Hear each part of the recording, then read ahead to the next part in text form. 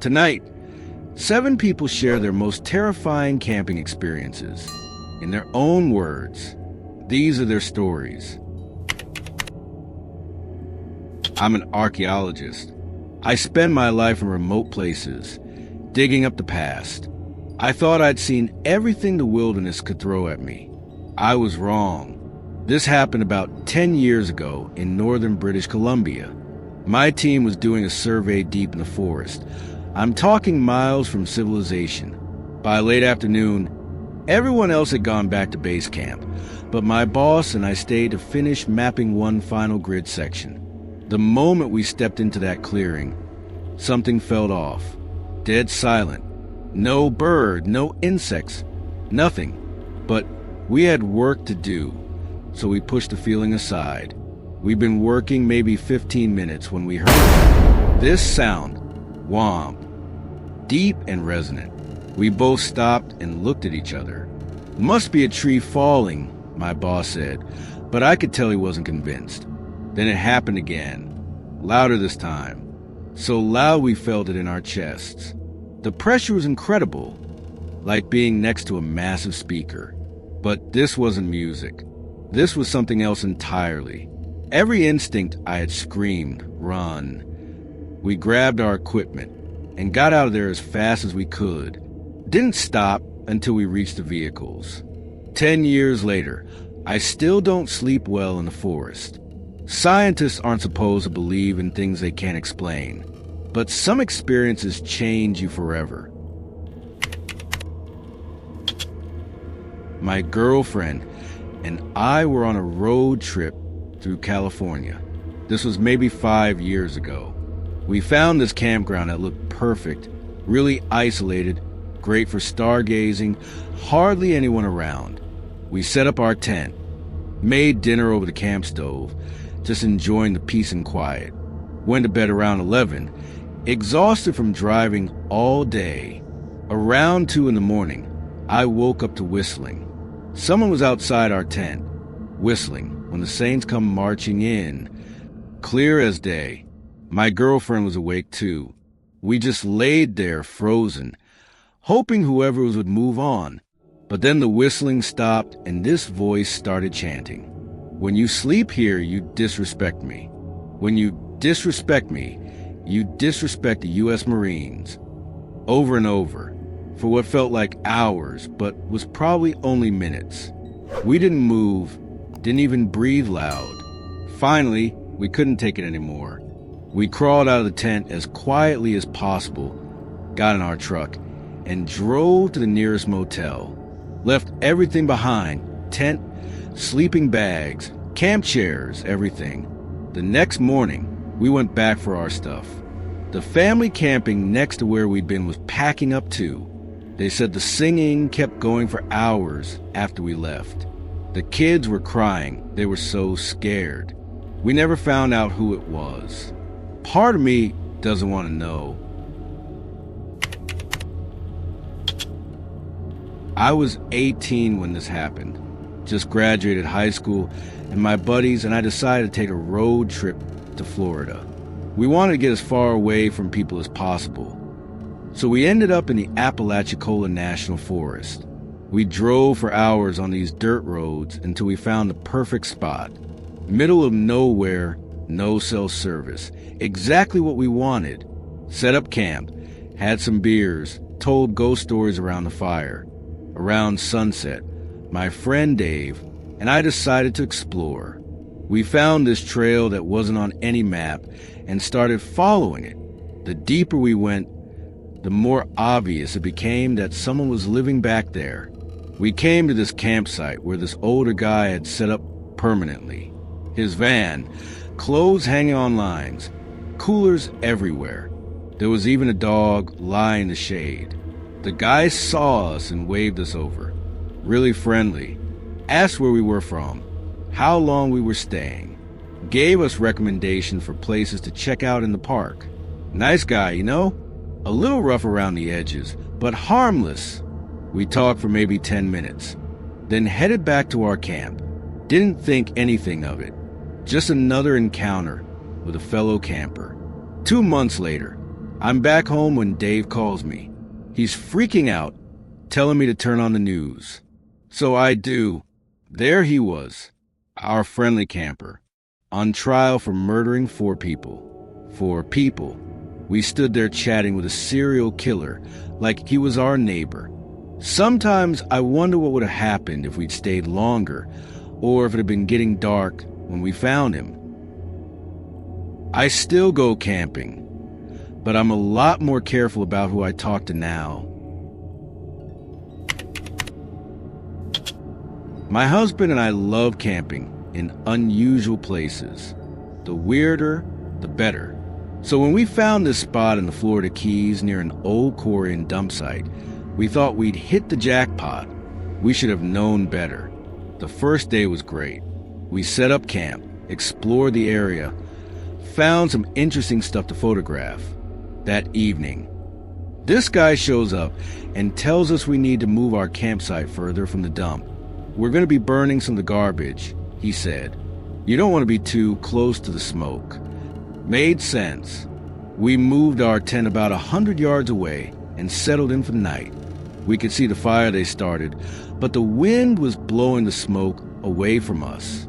Around midnight, I woke up to this scratching sound, like fingernails on fabric. I figured it was just tree branches rubbing against the tent in the wind. Then I felt something run across my sleeping bag. I grabbed my flashlight and turned it on. The tent was covered, and I mean covered, in rats. Hundreds of them, all sizes. They were everywhere. I started screaming and shaking the tent. My husband woke up and did the same. We managed to get most of them off, then crawled out of the tent as fast as we could. We built a fire and stayed up the rest of the night.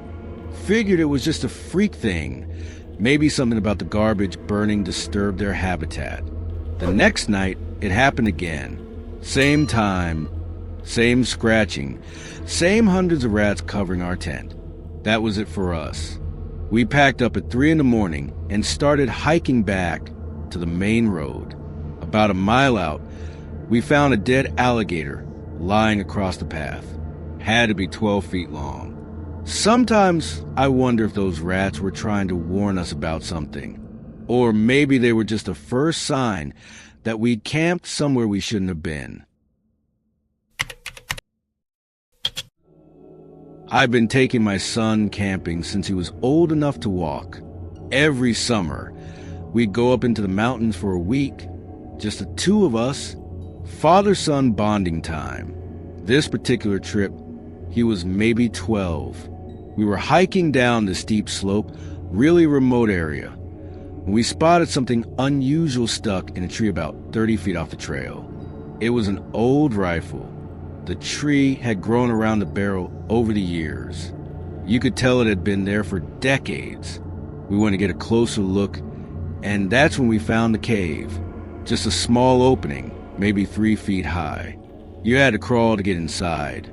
But once you were in, it opened up into this little chamber about the size of a bedroom.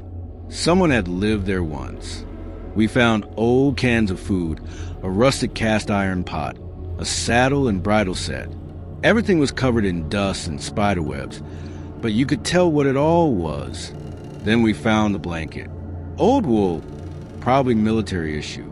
When we unrolled it, there was a shirt inside, white cotton shirt with holes in it, and bloodstains, dark brown, but you could still see them clear as day. I'm no expert, but that rifle looked like it was from the 1870s, maybe 1880s at the latest, which means we'd stumbled on evidence of a murder that happened over a century ago. We reported it to the park rangers when we got back to civilization, but I don't know if they ever investigated. Part of me hopes they did. Someone died in those woods, and they deserve better than being forgotten in a cave. My son's in college now, and we still go camping, but we stick to the marked trails these days. My husband and I are serious backpackers. We've hiked trails all over the country, but we prefer the ones where you won't see another soul for days. That's what drew us to this particular trail in Maine. It was supposed to be a 10-day trip. By day 6, we hadn't seen another person since we left the trailhead. Perfect isolation. Exactly what we wanted. We usually sleep under the stars, but that night it was drizzling, so we set up our little 2-person tent. Nothing fancy, just enough to keep the rain off. I woke up around sunrise to my husband shaking my shoulder gently. He was already awake, just lying there listening to something. "There's someone outside," he whispered. I poked my head out of the tent, and there he was, a man standing maybe 30 feet away, just staring at us, middle-aged, scruffy beard, wearing clothes that looked like he'd been living in the woods for months. "Good morning."